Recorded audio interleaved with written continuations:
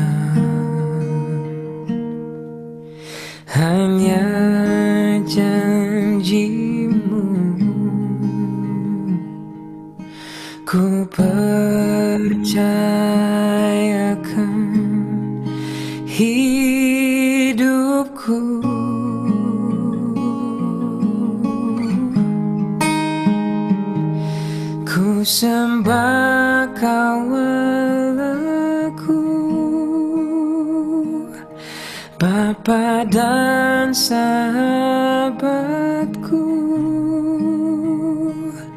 Kau yang pedulikan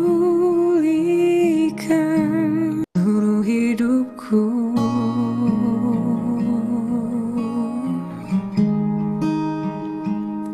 Walau lewati lembah, aku tak ditinggalkan. Yesus kekuatan di hidupku.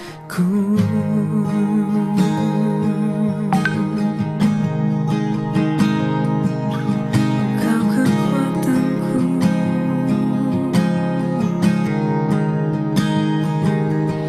haleluya,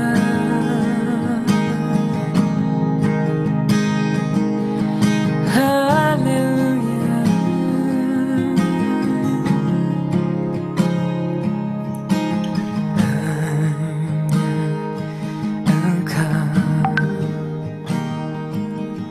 Juru selamatku, Tuhan kau setia padaku.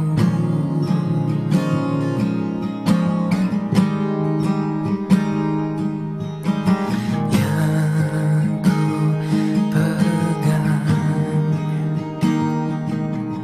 hanya janji-Mu,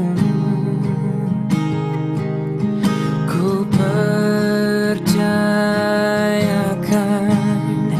hidupku.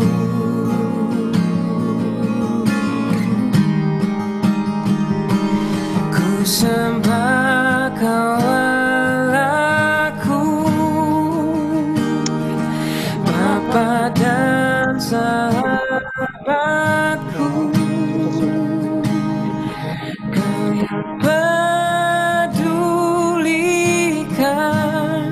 seluruh hidupku.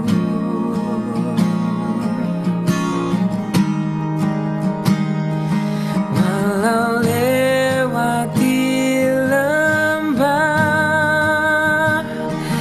aku tak ditinggalkan.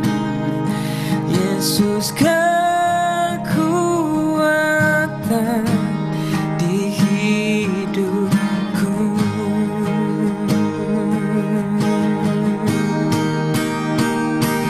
Ku sembah Kau Allahku, Bapa dan sahabatku. Kau yang pedulikan seluruh hidupku.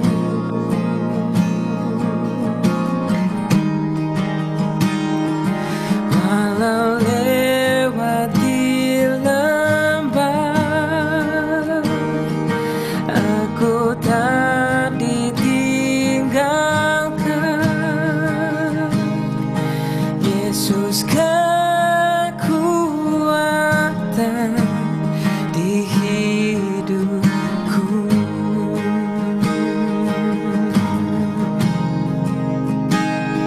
Yesus kekuatan di hidupku.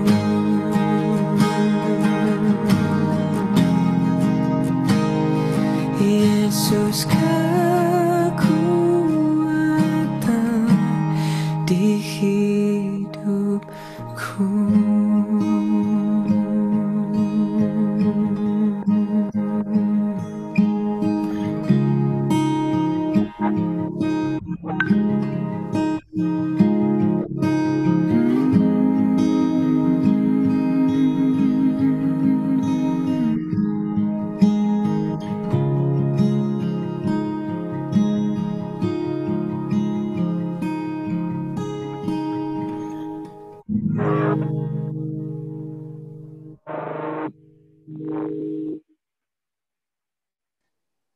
Mari kita berdoa, Bapak Ibu. Bapa kami yang berdata dalam kerajaan surga, terima kasih Tuhan atas kasih penyertaan-Mu sepanjang minggu ini Tuhan. Engkau sudah pulihkan kami, Engkau sudah menyertai kami dalam kondisi-kondisi masa-masa yang sukar seperti sekarang ini Tuhan. Kami tahu Tuhan, Engkau sendiri yang menuntun hidup kami. Engkau sendiri yang menyertai perjalanan kami Tuhan di penghujung tahun ini Tuhan. kami boleh berdiri seperti sekarang ini atas kasih dan penyertaan Tuhan. Kami tahu tidak mudah di masa-masa yang sekarang ketika kami menjalani hidup. Banyak tantangan yang harus kami hadapi. Begitu banyak hal-hal yang harus kami pikirkan. Begitu banyak hal-hal yang harus kami kerjakan Tuhan. Tanpa penyertaan Tuhan, kami tidak akan sanggup. Tapi kami bersyukur Tuhan. Kami menjadi pembeda Tuhan. Ketika kami bersandar kepadamu. Kami menjadi anak-anak Allah yang menjadi pelita Tuhan. Bagi lingkungan kami. Bagi situasi yang ada di sekitar kami Tuhan. Terima kasih Tuhan. Sebentar lagi kami akan mendengarkan, belajar tentang firman-Mu Tuhan. Biarlah Engkau sendiri yang menuntun kami Tuhan. Biarlah Engkau sendiri yang setting hati kami menjadi tanah yang baik, yang siap ditaburi firman-Mu Tuhan. Tuhan Yesus, terima kasih Tuhan atas penyertaan-Mu sepanjang tahun ini. Kami boleh berdiri Tuhan. Kami boleh bersama Tuhan. Kami akan cakap menanggung segala perkara Tuhan. Terima kasih Bapa di dalam nama Yesus. Haleluya. Amin. Bapak Ibu, terima kasih atas waktu dan kesempatan yang diberikan. Bapak Ibu boleh meluangkan waktu. Bapak Ibu boleh memberikan waktu untuk kita bersekutu bersama-sama. Kita boleh belajar firman Tuhan bersama. Pada kesempatan kali ini kita akan belajar tentang firman Tuhan yang akan disampaikan oleh Tong Yong dan Ibu Fang Fang. Tentunya mereka akan beri berkat. Dan saya yakin dan percaya bahwa apa yang mereka sampaikan menjadi untuk kemudian hari. Kami persilakan Pak Yong Yong dan Ibu Fang Fang.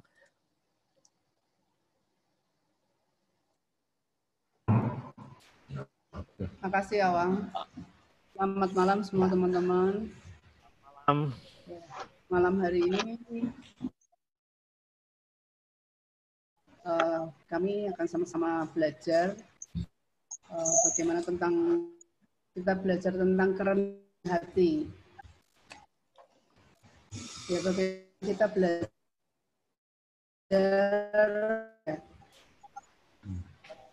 sesuai dengan firman Tuhan. Kita buka dari Efesus 4 ayat yang kedua.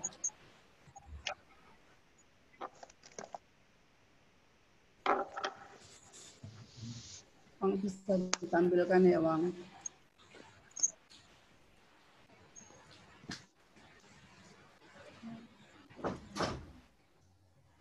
Efesus 4 ayat 2.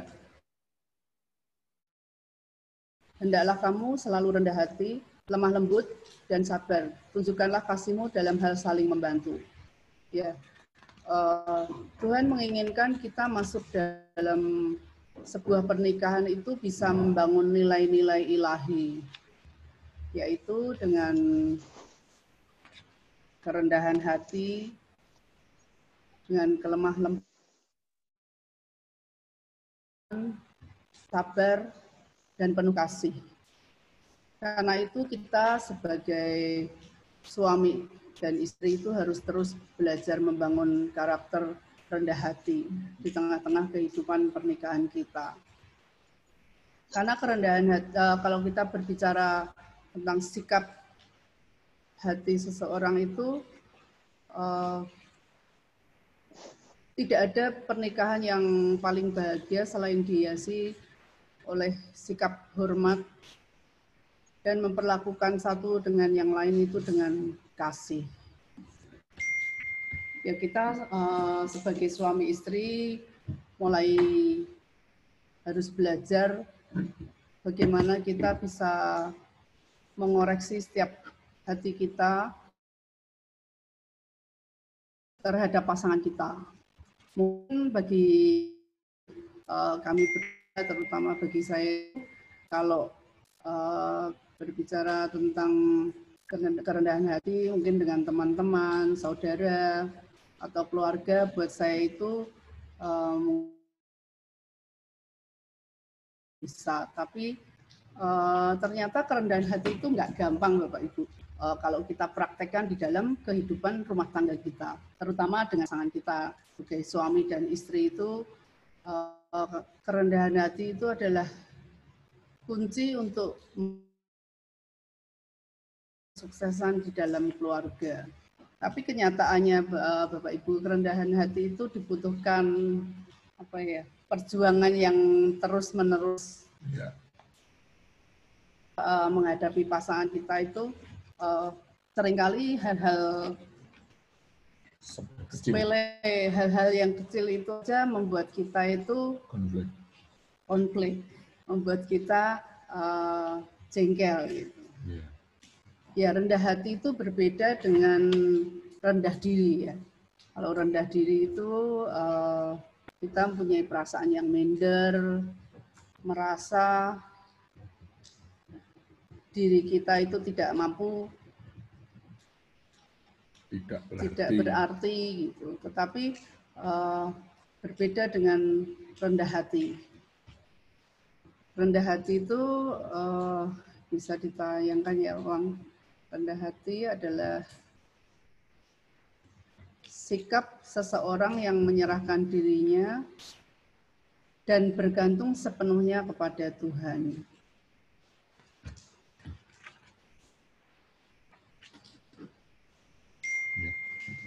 Sebentar yang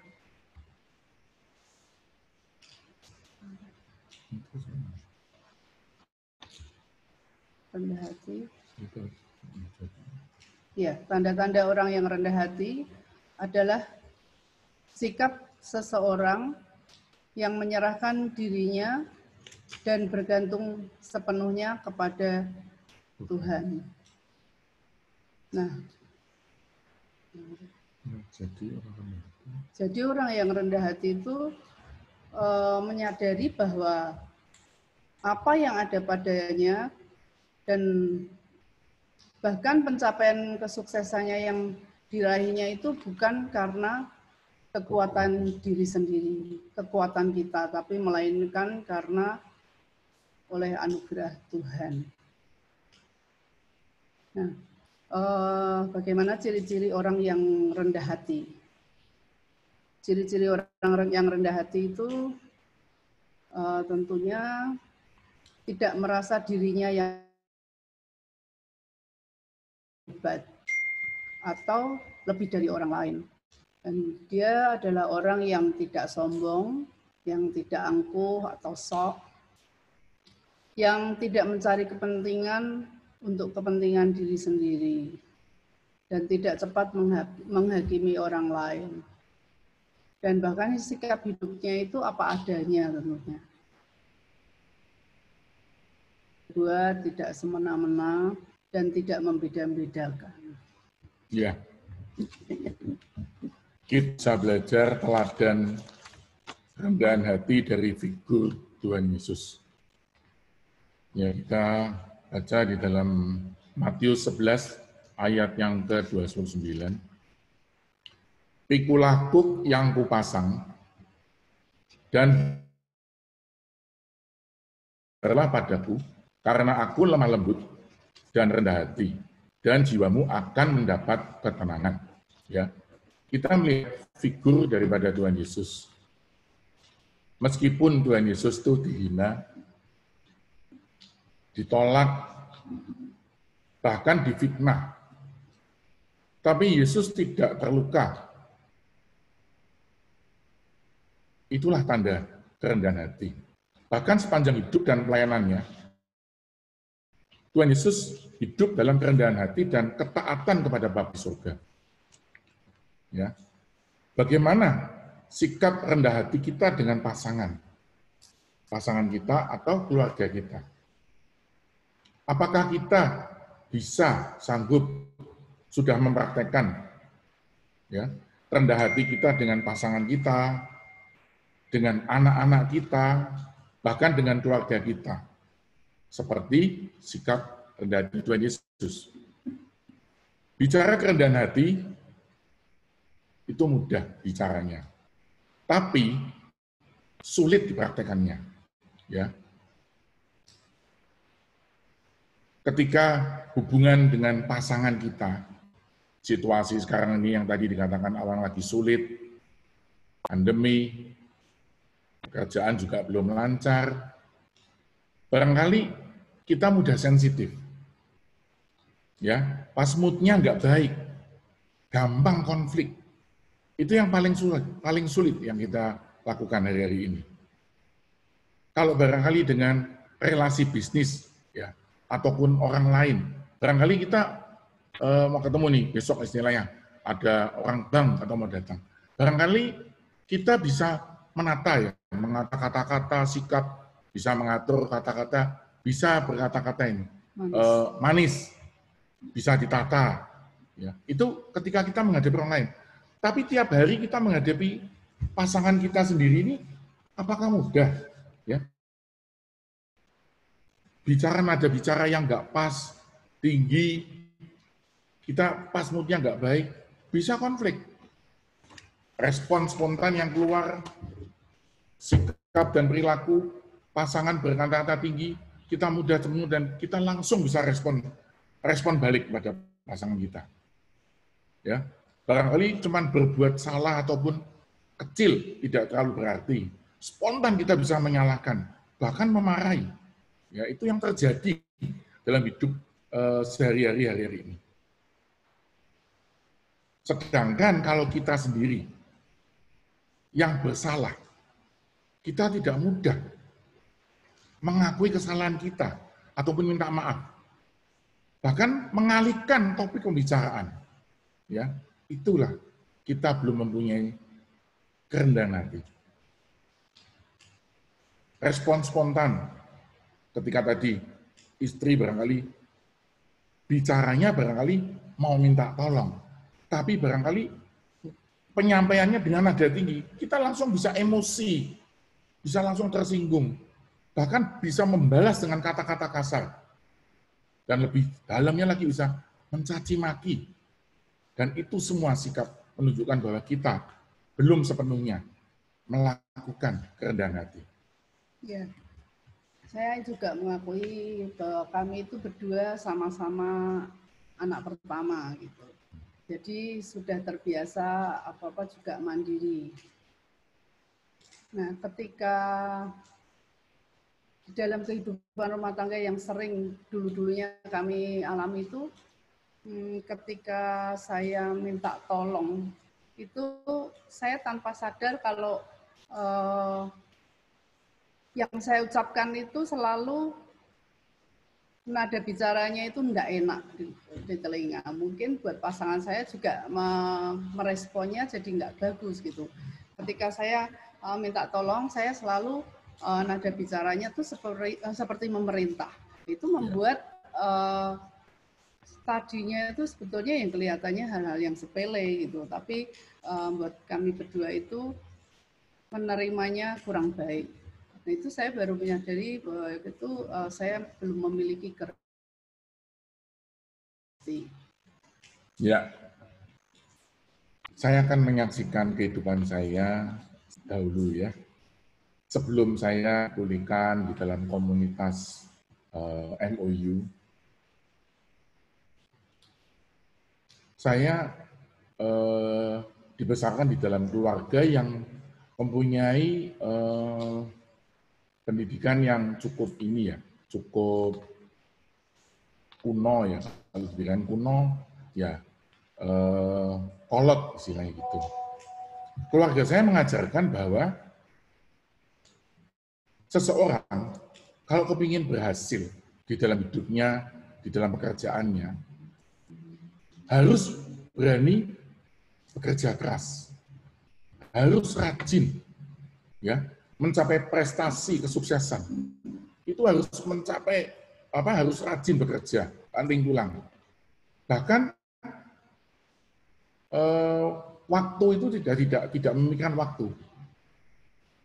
Contohnya kalau kita nih hari-hari ini bekerja, ada waktu untuk keluarga, ada waktu untuk bekerja. Tapi di dalam keluarga saya nggak ada waktu yang istilahnya kita untuk keluarga, untuk ini nggak ada, santai gitu nggak ada. Pokoknya Hidup tuh motonya untuk kerja. Nah, saya mempunyai background keluarga yang cukup mendidik karakter yang begitu, orang dulu katakan orang zaman dulu, ya hidupnya rekoso gitulah intinya. Nah, itu menjadi moto di dalam kehidupan saya.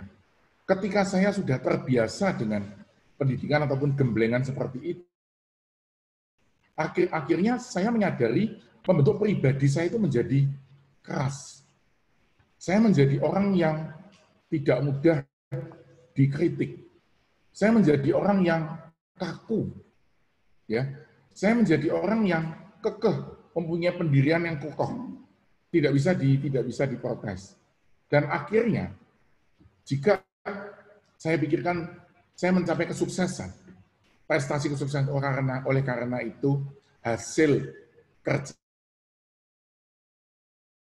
saya itu menjadi sombong. Oleh karena saya membanggakan bahwa saya itu bisa, kehebatan saya itu luar biasa. Nah, karena saya sendiri, ya. Jadi ketika saya masuk di dalam pernikahan, saya terapkan itu dengan istri saya, jadi nggak klop. Sedangkan istri saya dengan pola keluarga yang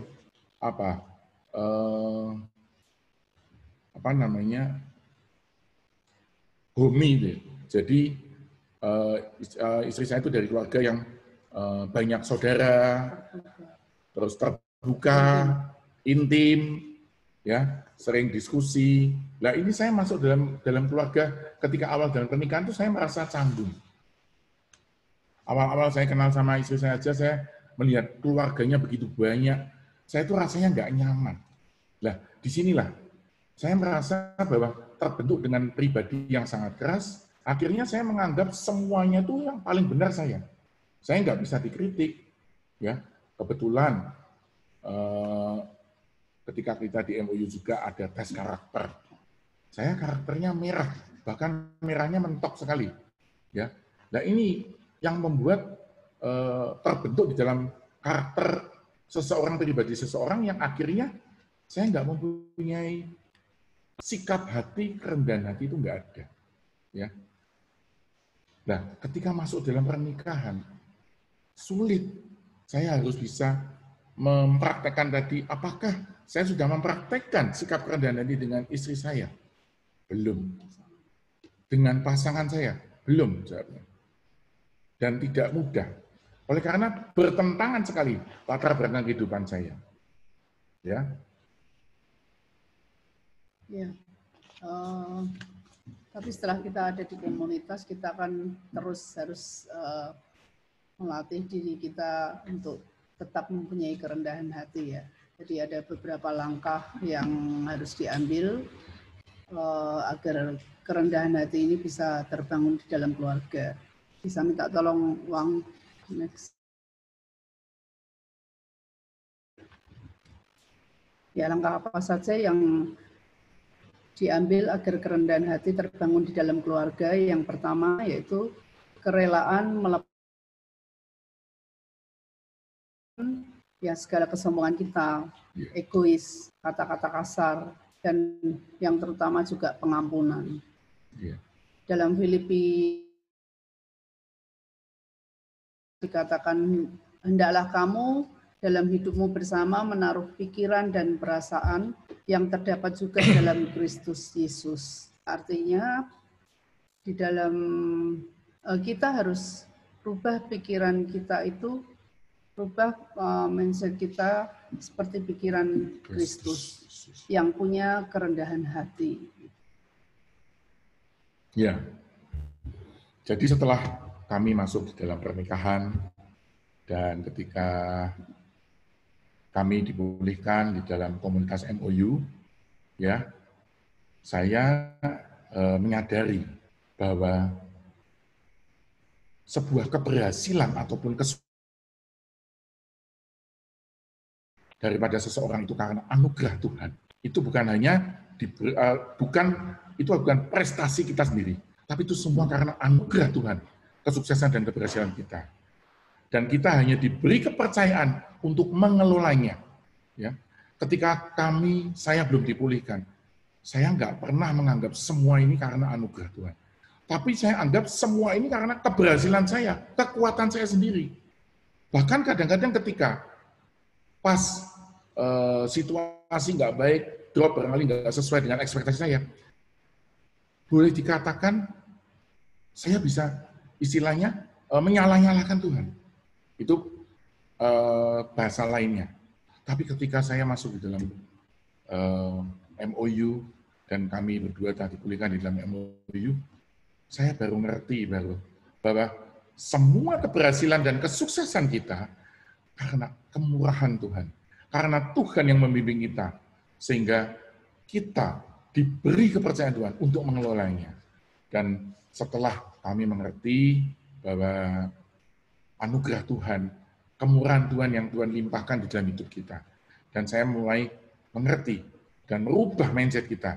Dan kita harus yakin dan percaya ketika kita ada kerendahan hati antara suami istri, maka Tuhan akan memberikan kedamaian ya yang boleh kita nikmati di dalam kebahagiaan dalam keluarga. Apakah damai sejahtera itu apakah dapat diukur dengan materi saja?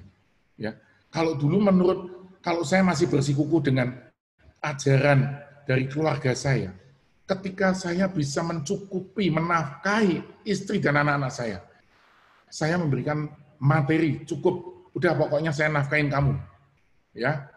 Pokoknya kamu cukup untuk kebutuhan anak-anak apapun kamu cukupi. Saya pikir semuanya udah beres, ya. Semuanya sudah terbayarkan, pasti bahagia istri. Saya mikirnya begitu. Tapi ketika 15 tahun pernikahan saya waktu itu ya, pernikahan kami 15 tahun. Saya mengikuti MOU waktu itu. Di situ ketika prinsip-prinsip pertama sampai yang terakhir, saya menangis bahwa saya boleh menjadi seorang figur, seorang ayah, seorang imam, tapi tidak benar. Saya hanya mengandalkan kekuatan, mengandalkan harta, mengandalkan kehebatan saya sendiri.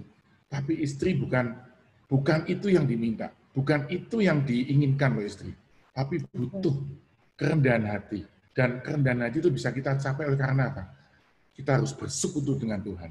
Dan saya harus baru tahu bahwa anugerah Tuhanlah yang bolehlah merubah kita, supaya kita boleh berlatih dengan istri kita, supaya kita boleh mempraktikkan kerendahan hati. Ya. Langkah yang kedua, yaitu kerendahan hati Ya. bisa ditunjukkan dengan kasih yang saling membantu. Ya, seperti figur Tuhan Yesus di Yohanes 13 ayat 5 itu dikatakan Tuhan Yesus memberikan figur bagaimana dia memberikan keteladanan kerendahan hati dengan rela membasuh kaki murid-muridnya. Nah, bagaimana aplikasi hidup di dalam rumah tangga kita? Apakah kita rela membantu atau melakukan pekerjaan yang tidak seharusnya mungkin menjadi bagian suami atau menjadi bagian istri? Hal-hal yang sederhana aja, kalau suami membantu pekerjaan rumah tangga istri, itu sebetulnya bukan suatu pekerjaan yang hina. Itu adalah suatu wujud kerendahan hati. Ya, beberapa waktu yang lalu, kami itu lagi menengok anak kami.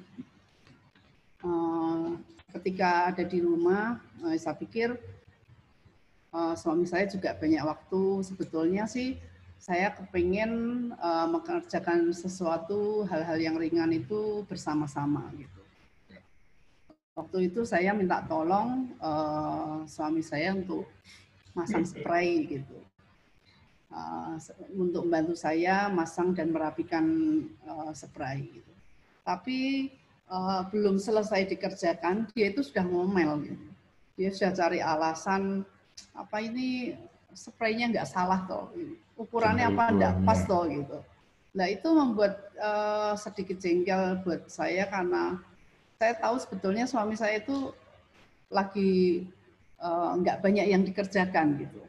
Ya. Dia lagi santai gitu. Ya, memang waktu istri saya mengatakan, memanggil saya bahwa dia minta tolong untuk dibantu merapikan spray. Ya, saya tiba-tiba rasanya hati saya itu sudah jengkel. Kenapa? Ya, saya sedang duduk, sedang santai. Ya biasa ya Bapak Ibu ya, Bapak-bapak ya. Kita pagi-pagi duduk, sedang barangkali buka WA, barangkali ada WA masuk, ada pesan-pesan apa, ada WA dari siapa, kita harus cek, barangkali ada WA dari pekerjaan, atau siapa, sales, atau siapa kan, ya saya biasa pasti cek. Terus setelah itu, pasti biasa kan baca berita, detik.com, berita-berita yang ada, sambil kita santai, ngopi, atau minum teh.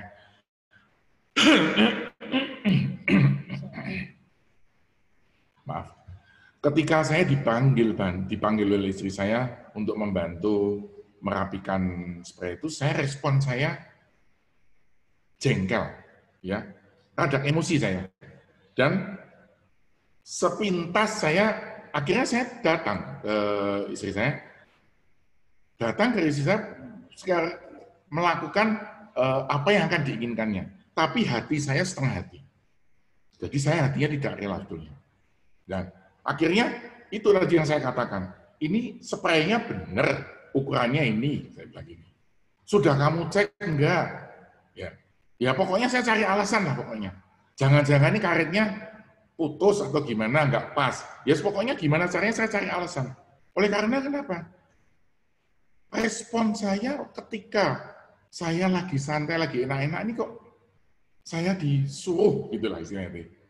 Nah tadi istri saya katakan, kadang penyampaiannya enggak pas, situasi kita juga lagi kita mau santai, kita mau menikmati sesuatu, tapi dipanggil, diganggu. Lah inilah, ini buktinya, contoh bahwa kami belum mempraktekkan mempunyai kerendahan hati. Kalau kita mempunyai kerendahan hati, tadi dikatakan harus melepaskan apa? Ya kesombongan, kejengkelan, harus dengan tulus hati. Ya, kami belum bisa hari-hari ini. Kami masih belajar terus.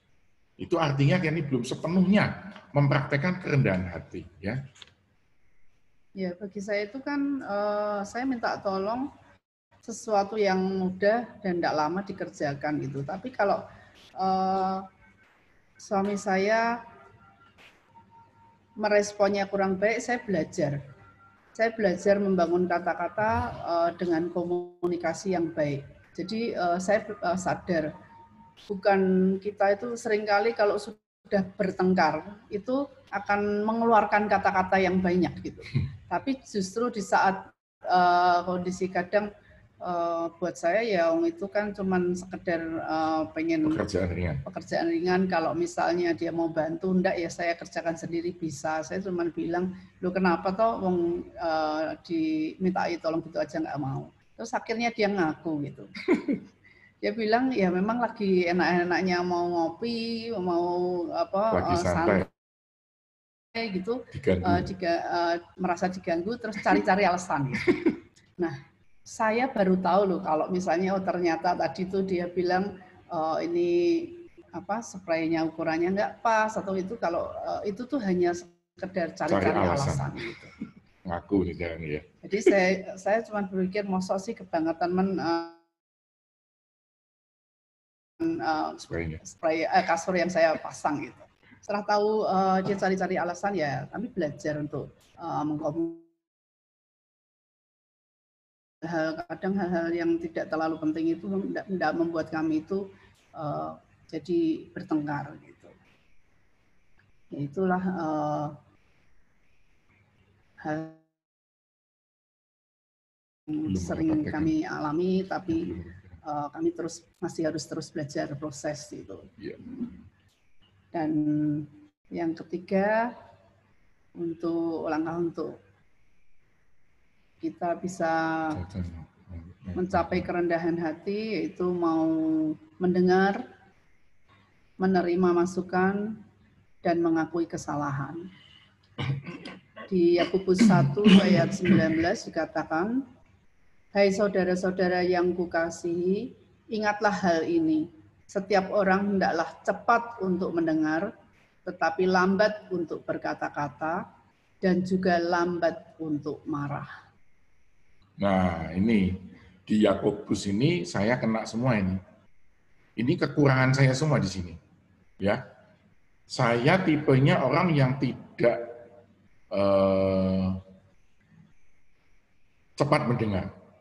Tapi saya orangnya tipenya cepat merespon.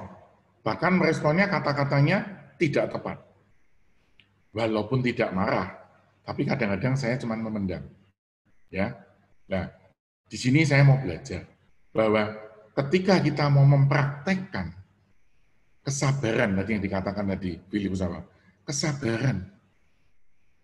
Jika ada sesuatu problem kasus, sabar sedikit.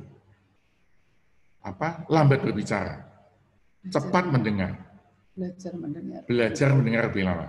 Lah, ini kita bisa meresponinya dengan baik. Ya. Ya, saya punya cerita juga ketika kami sebulan yang lalu ya, 1,5 bulan yang lalu kami menikahkan anak kami yang pertama. Saya mempunyai hubungan dengan keluarga saya, terutama dengan paman saya yang paling tua. Itu kurang begitu baik. Ya.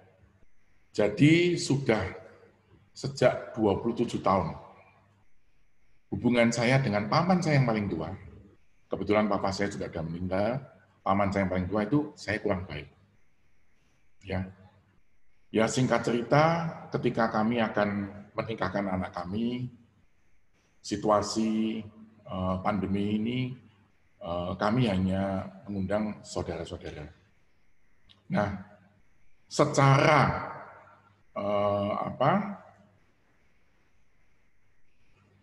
tata cara yang benar, kalau saya kan posisinya lebih kecil dari paman saya, wong saya keponakan. Ya saya harus istilahnya bahasa Jawanya itu woro-woro, ngasih tahu, ngasih kabar kepada teman saya. Tapi perasaan saya juga ya enggak gitu. Agak malas-malas juga waktu itu. Banyak endaknya kata istri saya. Ya. Dan suatu saat pada waktu itu saya masih ingat hari Minggu. Saya beberapa hari sebelumnya itu di Wonosobo lagi membereskan rumah dari anak saya, dan tepat itu hari terakhir saya mau pulang, itu pengerjaan tukang itu sampai lembur nggak selesai, sampai jam 3 pagi waktu saya masih ingat. Selesai, saya cuma tidur sebentar, saya jam 7 saya udah balik Salatiga, pikir saya pulang, saya mau istirahat di rumah, udah selesai semua. Tapi begitu sampai di rumah, istri saya udah bilang, nanti malam, kita berdua ini akan ke rumah paman saya. Dalam hati saya sudah nggak mood sekali, saya udah nggak mau sebetulnya. Karena kenapa? Saya capek. Pasti saya nggak siap, pikiran saya nggak siap, dan ketika saya akan bertemu dengan paman saya yang sudah 27 tahun saya nggak pernah menjalin hubungan, pasti kikuk, nggak luwes, nggak enak lah pokoknya. Tapi istri saya memaksa terus. Nah, di sini saya belajar. Saya mau menerima masukan dari istri saya. Ya. Ketika itu, ya cukup lama saya ngobrol sama istri saya, udahlah, pokoknya kita gini aja. Nanti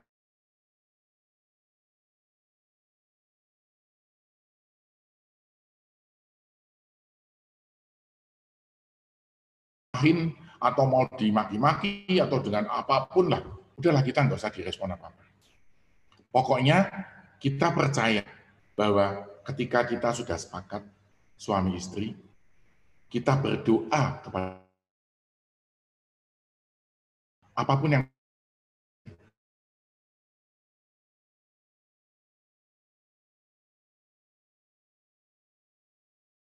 ke rumah saya, dan sebelum ke sana kami berdua berdoa.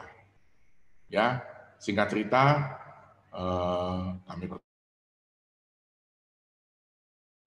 dan akhirnya semua permasalahan bisa dibereskan dan akhirnya saya dengan teman saya terjadi rekonsiliasi yang baik, juga nggak ada masalah apa-apa. Lah, gini, bahwa saya ketika saya mau menerima masukan pada istri saya mengatakan, udahlah, kamu terima aja. Nah, di sini kita belajar bahwa ketika kita mau mempraktekkan hidup suami istri, ya, merendahkan hati, Tuhan pasti menolong. Nah, di sini saya diingatkan bahwa anugerah Tuhan ketika kita mau berserah sepenuhnya. Dan sebelum berangkat kan berdoa. Kita mau berserah pada Tuhan. Niatnya kita baik. Tapi kalau niatnya dari pihak keluarga paman saya jelek, ya sudah, saya pikir gitu. Tapi beda respon saya. Ketika saya dulu belum dipulihkan, barangkali saya nggak mungkin ke sana. Ya sudah. Saya pikir wong saya nggak ada masalah apa-apa sama dia kok. Ya istilahnya diem-dieman aja, nggak ada masalah, ya saya pikir ya sudah nggak ada masalah. Tapi saya begitu. Tapi ketika saya nggak mau menerima masukan dari istri saya, pasti kan ada ganjalan juga. Namanya suami istri tadi dikatakan. Nah, di sini saya belajar mempraktekkan, saya menerima masukan dari istri saya, dan akhirnya semua permasalahan bisa kita selesaikan. Ya, dari langkah-langkah ini, bagaimana kita harus punya kerelaan untuk melepaskan kesombongan kita, keegoisan kita, terus bagaimana kita harus saling membantu pasangan kita, dan yang terakhir mau mendengarkan, menerima masukan, dan mengakui kesalahan. Ya, yang ketiga ini buat kami ini terus harus berjuang. Ya. Kalau gagal ya kita harus ulangi lagi. Jangan terus kita berputus asa atau berhenti gitu. Karena segala sesuatu yang kita lakukan berulang-ulang itu akan menjadi kebiasaan kita. Iya. Nah, kebiasaan-kebiasaan dalam hidup kita itulah yang disebut karakter kita. Ya. Kalau kita membiasakan diri untuk hidup dalam kerendahan hati, maka lambat laun kita akan memiliki karakter kerendahan hati. Karena kerendahan hati itu bukanlah karunia roh, melainkan karakter yang harus dilatih dan dipraktekkan terus-menerus, berulang-ulang, supaya kita semakin hari semakin jadi terampil, jadi mahir gitu. Jadi karakter ini kita bisa dilatih, dikembangkan, dan butuh pengorbanan, kesabaran, ketaatan, dan kerendahan hati di hadapan Tuhan. Ya. Ya.